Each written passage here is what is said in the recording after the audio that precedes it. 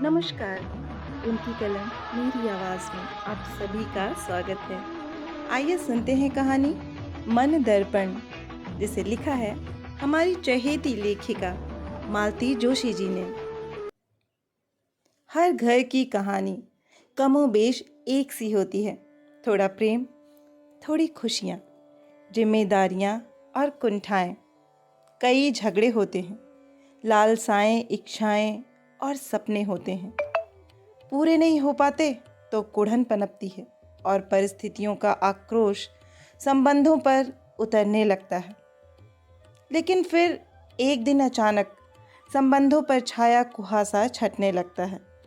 क्षितिज पर रोशनी की झीनी सी लकीर दिखने लगती है और मन की बंद खिड़कियां प्रकाश के अभिनंदन के लिए खुलने लगती हैं। मेरी ड्रेसिंग टेबल पर रखा हुआ वह लाल डिब्बा बार बार मुझे इशारा कर रहा था। ये उसे जानबूझकर वहाँ छोड़कर बाथरूम में घुस गए थे। वहाँ से निकलने के बाद चाय पीते हुए ये कुछ देर तक प्रतीक्षा करते रहे। फिर खुद ही बॉक्स मेरे आगे बढ़ाते हुए बोले, साक्षी का सेट देखा? कैसा लगा? मैंने उचटती सी निगाह डाली, उदासीन भाव से कहा, अच्छा है। साक्षी को पसंद आया?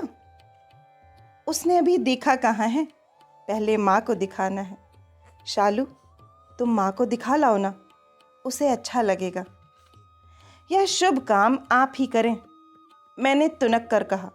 मुझ पर जबरदस्ती शहादत न थोपें। वे कुछ देर एकटक मुझे देखते रहे, फिर धीरे से बोले, शालू, मैंने तुम पर जबरदस्ती नहीं की थी। तुम्हारे हाँ कहने के बाद ही मैंने तुम्हारी चीज़ में हाथ लगाया था। अगर कोई ज़बरदस्ती हाँ कहलवाना चाहे तो कहना ही पड़ता है। मैं सोचता था तुमने खुशी खुशी हाँ की थी। हाँ, खुश तो मैं थी ही। पिछले 6 सालों में मुझे एक छल्ला भी बनवा कर नहीं दिया है। ले देकर शादी में एक चीज़ चढ़ाई थी, वह भी ले ली। इससे ज़्यादा खुशी की बात क्या होगी? मैं जानता हूँ शालू कि मैं अब तक तुम्हें कुछ नहीं दे सका। इसका उलाहना भी बहुत बार सुन चुका हूँ। पर सच मानो, मैंने कभी यह दावा भी नहीं किया था कि तुम्हें सोने में मढ़ दूंगा। तुम्हारे पिताजी के सामने मैंने सारी स्थितियाँ स्पष्ट कर दी थी। मुझे पता था पापा यहाँ से अभिभूत होकर लौटे थे। बार बार कह रहे थे कि लड़का होनहार है, प्रतिकूल परिस्थिति में भी उसने राह बनाई है। उच्च शिक्षा प्राप्त करके इतनी छोटी उम्र में ही इतना बड़ा मुकाम हासिल किया है, आगे भी बहुत तरक्की करेगा। लेकिन पापा का यह सर्टिफिकेट इस समय उन्हें थमाने से मेरा ही पक्ष कमज़ोर होता। इसलिए भुनभुनाते हुए कहा, पापा पता नहीं किस बात पर रीझे थे। वे तो अपनी बला टालकर अलग हो गए। भुगतना तो मुझे पड़ रहा है। इसके बाद वह नहीं बोले, चुपचाप उठकर माँ के पास चले गए। मैं बैठी उस घड़ी को कोसती रही जब मैंने हार के लिए हाँ की थी। उस दिन वे परेशान थे, देर रात तक सोए नहीं, छत की ओर ताकते हुए चुपचाप लेटे थे। मैंने पूछा, क्या बात है, परेशान लग रहे हैं? कई सारी चीज़ें हैं यार। साक्षी की शादी जैसे समस्याओं का अंबार बन गई है। क्यों? अब क्या हो गया? रोज की चिकचिक है यार। नए फरमान हैं, नई फरमाइशें हैं। कल खबर भेजी है कि बारात में 500 लोग होंगे। 500 लोग उनके ही हो जाएंगे तो हमारे मेहमान कहाँ जाएंगे? हम तो पहली बार कुछ कर रहे हैं, सबको बुलाना तो पड़ेगा। 1000 लोगों का नुस्खा हो जाएगा। कैटरर 150 रुपये प्रति प्लेट ले रहा है। इसके अलावा मिलनी के लिफाफों का बकायदा ब्यौरा आया है। 21 रुपये से लेकर 501 रुपये तक की ग्रेडेशन है। अलग अलग रंग के लिफाफे होंगे ताकि घपला ना हो। फिर पूरा मेनू कार्ड भेजा है, जूस से लेकर आइसक्रीम सब के सब दर्ज हैं। भूलने की गुंजाइश ही नहीं है। आज एक नया शिगुफा छोड़ा है। क्या? दूल्हे को मंडप में चेन अंगूठी देनी होगी। अजीब मांगते हैं लोग। सगाई में दी तो थी। वह सगाई की थी, यह शादी की होगी। मैं अभी साक्षी के सेट की जोड़ तोड़ बिठा रहा था कि नया खर्च आ गया। कुछ देर चुप रहे, फिर बोले, बुरा ना मानो तो एक बात कहूँ? मैं एकदम डर गई। कहीं यह ना कह दें कि तुम्हारे पास दो दो सेट हैं, एक साक्षी को दे दो। मैं भीतर ही भीतर तनक कर बैठ गई। सोच लिया कि साफ मना कर दूंगी। वे बोले, अपनी शादी में तुम्हारे यहाँ से मेरे लिए एक अंगूठी और चेन आई थी। वे दोनों चीज़ें वैसी की वैसी रखी हुई हैं, क्योंकि मैं तो पहनता नहीं हूँ। वे ही उठाकर दे दें तो क्या हर्ज है। 10-15 हज़ार बच जाएंगे। इस समय तो मेरे लिए एक एक पैसा कीमती हो रहा है। मैं बिफर पड़ी। नहीं, मेरे पीहर की चीज़ बाहर नहीं जाएगी। आप नहीं पहनते तो ना सही, बड़ा होकर अंशुल पहनेगा, पर माँ बाप की गाढ़ी कमाई को मैं ऐसे लुटने नहीं दूंगी। ठीक है, वे बोले, पर अपने माँ बाप की कमाई तो लुटा सकता हूँ ना। मतलब? वह मटरमाला या चंद्रहार सा है ना, शादी में चढ़ाया था, पर तुम्हें कभी पहनते नहीं देखा। वह मटरमाला बहुत ओल्ड फैशन है, पहनने का मन ही नहीं करता। ओल्ड फैशन तो होगी ही, माँ की जो है। एक यही चीज़ तो बची थी, बाकी सब तो मेरी पढ़ाई की भेंट चढ़ गया। यह भी पता नहीं कहाँ सहेज कर रखी थी। ऐन बारात चलते समय निकाली कि अभी तो ऐसे ही पहना दो, फिर उसका जैसा मन होगा बनवा दूंगी। पर लगता है तुमने उसे उस लायक भी ना समझा।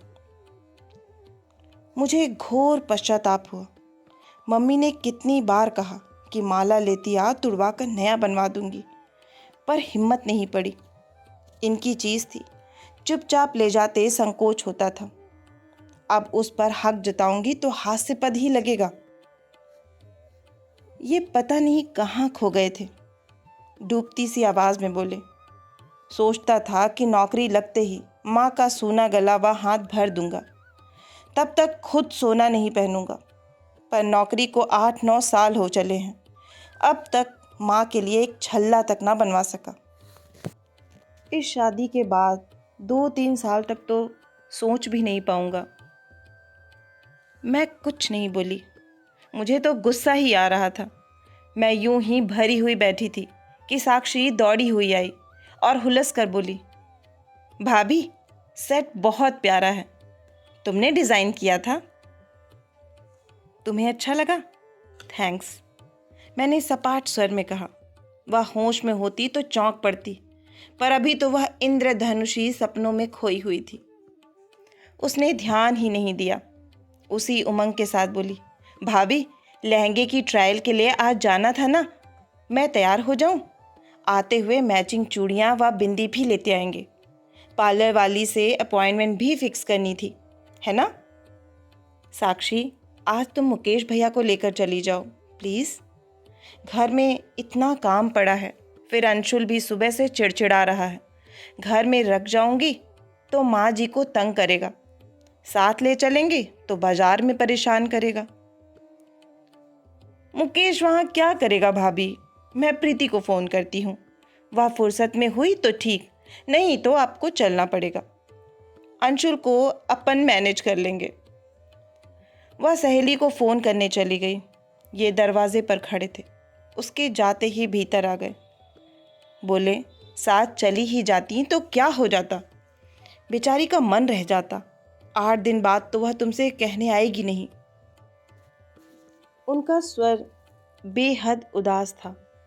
पता नहीं वे मेरी बेरुखी से दुखी थे या बहन के संभावित बिछोह से व्यथित थे।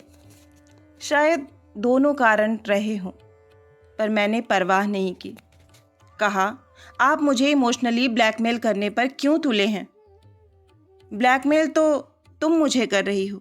गलत फहमी में मुझसे एक भूल हो गई है, पर उसकी सज़ा मुझे दो। उस बेचारी का क्या कसूर है? और देवी, तुमसे हाथ जोड़कर विनती है, कि उसे यह कभी पता न चले कि मैंने तुम्हारा हार तुड़वा कर उसका सेट बनवाया है। क्यों? जानकर उसके आत्मसम्मान को ठेस लगेगी? क्या वह परिस्थिति से वाकिफ नहीं है? वह आपकी परेशानी नहीं देख रही? लड़की आर्किटेक्ट है, गूंगी गुड़िया तो नहीं कि कुछ समझ ना आता हो। कोई स्वाभिमानी लड़की होती तो शादी के लिए साफ मना कर देती। शादी क्या बच्चों का खेल है कि एकदम से मना कर देती? एक शादी टूटने का मतलब क्या होता है जानती हो? व्यवहारिक पक्ष छोड़ भी दिया जाए तो दूसरी तरह से सोचो। संबंधों का भावनात्मक पक्ष भी होता है। सगाई को 6 महीने हो चले हैं, एक ही शहर में हैं, 20 बार मिले हैं। दोनों के मन भी इसी बीच आपस में जुड़े होंगे। उन्हें अलग करना क्या इतना सहज है? उसके ससुराल वाले दुनिया से अलग तो कुछ नहीं कर रहे। हर शादी में कमोबेश यही सब होता है। अब वह हम पर भारी पड़ रहा है, यह बात अलग है। ठीक है, आज से मैं आपकी किसी बात में दखल नहीं दूंगी। आप भी मुझसे ज़्यादा आशा नहीं रखेंगे। जो मेरा कर्तव्य है वह मैं पूरा करूंगी, इससे ज़्यादा कुछ नहीं। बस उस दिन से मेरा असहयोग आंदोलन प्रारंभ हो गया। शादी को 8 ही दिन बचे थे। घर में मैं अकेली बहू थी। माँ दिन में 10 बार मुझसे कुछ ना कुछ पूछती। मैं जैसा आप ठीक समझें या जैसा आप चाहें, जैसे जुमलों में उत्तर देती।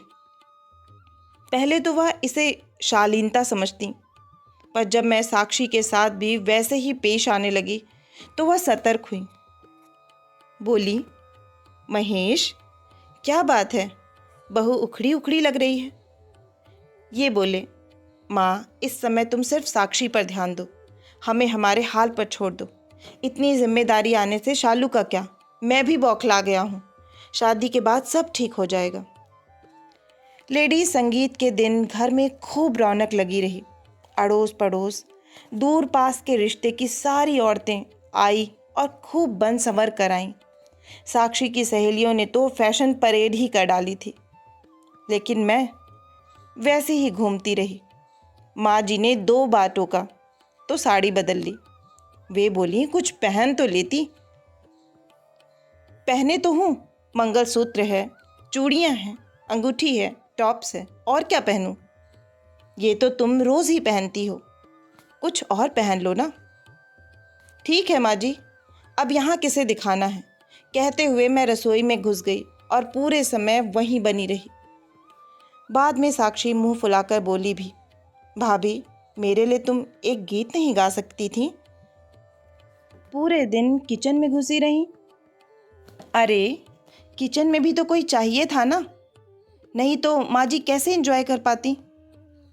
माँ जी ने कितना एंजॉय किया होगा वही जाने। भात लेकर भाभी आई थी। भाई साहब तो विदेश सेवा में थे, हमेशा की तरह बाहर ही थे। भाभी ही नूपुर और नीलेश को लेकर आई थी। खूब अच्छा सामान लाई थी। माँ जी के लिए कोसा की साड़ी और चांदी का ग्लास, दोनों भाइयों के लिए सूट लेंथ, साक्षी के लिए बनारसी साड़ी और सोने के झुमके, मेरे लिए बनारसी साड़ी और मोतियों का सेट देखकर मैंने हुलसते हुए कहा, भाभी, ये आपने अच्छा किया, कम से कम कुछ पहनने को तो हो गया। इन्होंने दबी जुबान से कहा भी, क्यों मेरी इज्जत उतारने पर तुली हो, पर मैंने ध्यान ही नहीं दिया। शादी में वही सेट पहने रही। भाभी ने कहा भी, शालू, तुम्हें सेट पसंद आया? यह देखकर खुशी हुई, पर अब रिसेप्शन में तुम कुछ दूसरा पहन लो।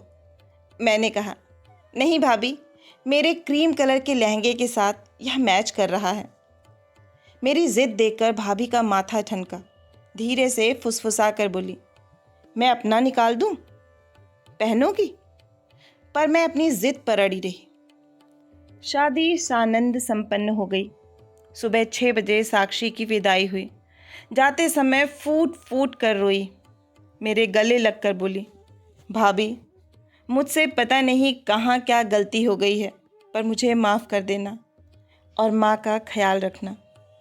उस क्षण तो मेरी भी आंखें भर आई थीं। सब कुछ समेटने के लिए ये तो कुछ दोस्तों के साथ हॉल पर ही रुक गए। बाकी हम सब 8 बजे घर लौट आए। सब रात भर के जगे थे, जिसे जहाँ जगह मिली सो गए। मैंने महाराजिन को दोपहर के खाने का मेन्यू समझा दिया और भाभी को लेकर कमरे में आ गई। आपसे तो ढंग से बात ही नहीं हो पाई भाभी, फिर शाम को तो आप चली ही जाएंगी। आइए थोड़ी देर बैठते हैं। कहते हुए मैंने दरवाजे की चिटकिनी लगा दी। फिर मैंने अलमारी से दोनों सेट निकालकर उनके हाथ में दिया और कहा, भाभी ये चीज़ें मम्मी को संभलवा देना, मैं यहाँ रखना नहीं चाहती। भाभी बोली, सेट सलामत थे ना, फिर पहना क्यों नहीं? मैं तो पता नहीं क्या समझ बैठी।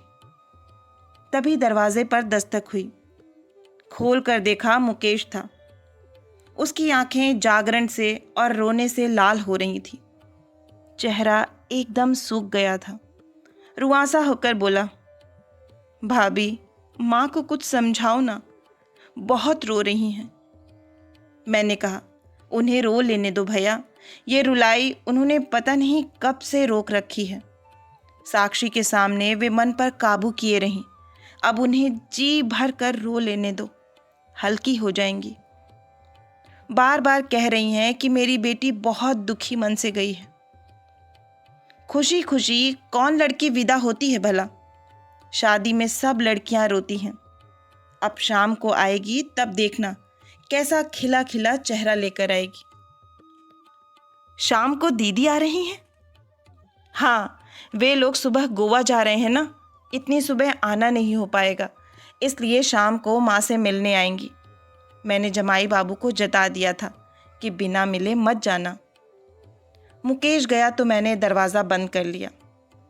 भाभी बोली, शालू थोड़ी देर को चली ही जाती, माँ जी को सांत्वना मिल जाती।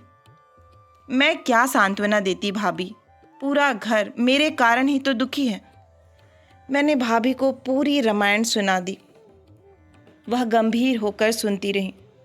फिर बोली, शालू यह ठीक नहीं है, तुमने जाती कर दी, छोटी सी बात का इतना बड़ा इश्यू बना लिया। ये छोटी सी बात है भाभी, 6 साल में एक छल्ला बनवा कर नहीं दिया और उल्टे मुझसे मेरी चीज़ मांग ली।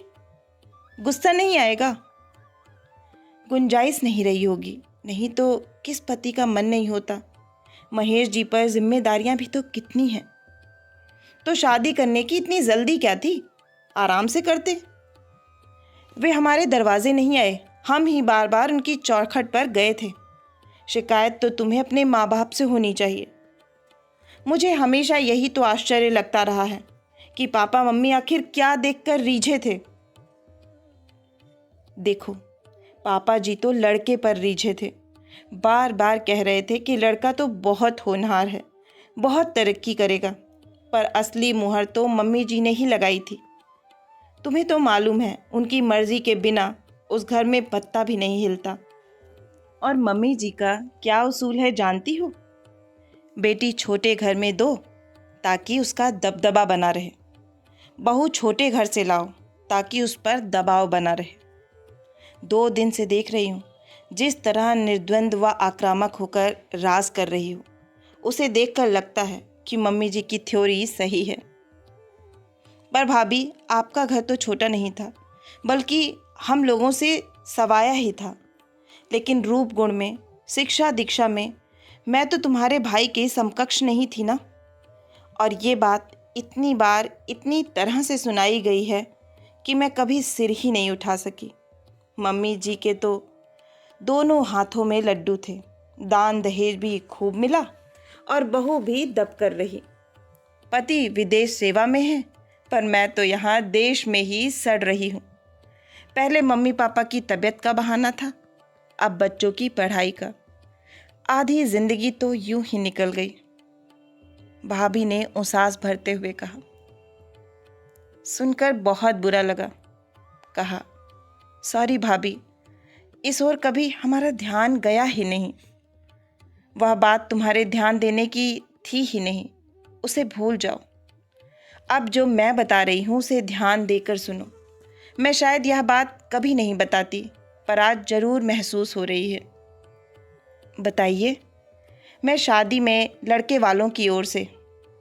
लड़के वाले मतलब हमारे यहाँ से? मैं चौंक कर पूछने लगी। हाँ, तुम्हारे यहाँ से खास हिदायत आई थी कि बर्तनों पर नाम न डाला जाए। आज्ञा का पालन किया गया। माँ ने दामाद के लिए 5 चांदी के बर्तन भेजे थे। थाली, 2 कटोरियाँ, गिलास, चम्मच। पर जानती हो, माँ के दामाद ने उसमें एक दिन भी खाना नहीं खाया। क्यों? क्योंकि वे बर्तन तुम्हारी माँ के दामाद के लिए सहेज कर रख दिए गए थे। मुझे शादी में मिला वह चांदी का थाल याद आ गया, जिसे देखकर मेरे ससुराल वालों की आंखें खुली रह गई थीं। भाभी आगे बता रही थी, बारातियों के स्वागत के लिए 51 चांदी के गिलास मांगे गए थे। शादी में केवल 30 ही गिलास दिए गए। बताया गया कि कुछ बड़े बुजुर्ग बुढ़ापे के कारण नहीं आ पाए हैं, उन्हें घर पर दिए जाएंगे। वे 21 गिलास अपना नाम खुदवा कर तुम्हारी शादी में बारातियों को दिए गए थे, जबकि यहाँ से मांग भी नहीं थी। शादी में मेरे दोनों भाई आए थे, उन्होंने गिलास पहचान लिए थे, पर उस समय क्या कहते? आपको भाई साहब से कहना तो था। तुम्हारी मम्मी के सामने तुम्हारे भाई साहब ने कभी मुंह खोला भी है? पापा जी तक को तो वे चुप करा देती हैं। खैर, आगे सुनो। शादी में मुझे 5 सेट मिले थे। 2 माँ ने दिए थे, 1 मौसी ने, 1 मामा ने, 1 पिताजी के एक दोस्त ने दिया था। उनकी बेटी नहीं थी, इसलिए उन्होंने मुझे ही बेटी माना हुआ था। आपके पास कंगन भी तो बहुत सारे थे, 3-4 जोड़ी तो होंगे। हाँ, 3 भाइयों में 1 बहन थी मैं, और IFS दूल्हा मिल रहा था। मेरे घर वालों ने जी खोल कर खर्च किया था। मेरे रिश्तेदारों ने खुले मन से उपहार दिए थे। शादी के बाद मैंने अपने सारे जेवर मम्मी जी को सौंप दिए थे। 30 त्योहार पर या शादी ब्याह पर वे ही निकाल कर देती थीं और बाद में वापस रख लेती थीं। अब तक वही क्रम चल रहा है। आपने अपने लिए एक और लॉकर क्यों नहीं लिया? मम्मी ने मुझे तो शादी के तुरंत बाद ही यहाँ एक लॉकर ले दिया था। बहू व बेटी के लिए आचार संहिता अलग अलग होती, मुझे तो अब तक वही निकाल कर देती हैं। शादी के 3-4 साल बाद समझ में आया कि मम्मी जी अदल बदल कर चीज़ें देती हैं। गुप्ता अंकल वाला सेट कभी नहीं दिया, उसे देखा ही नहीं, संकोचवश पूछ भी ना पाई। सेट दोबारा कब देखा जानती हो? भाभी को आगे कुछ कहने की ज़रूरत ही नहीं पड़ी। बिना कहे ही मैं समझ गई और शर्म से गड़ गई। दोनों सेट उनके आगे रखते हुए मैंने कांपती आवाज़ में कहा, भाभी, इनमें से कौन सा सेट आपका है? आप रख लीजिए, मम्मी को पता भी नहीं चलेगा। पागल हुई हो? दी हुई चीज़ वापस लूँ? तो इसे मेरी तरफ से नूपुर का उपहार समझ कर ले लीजिए। नूपुर को उपहार उसकी शादी में देना। अभी चुपचाप बैठो, भाभी ने डांटते हुए कहा। मैंने गहने वापस मांगने के लिए गाथा नहीं सुनाई।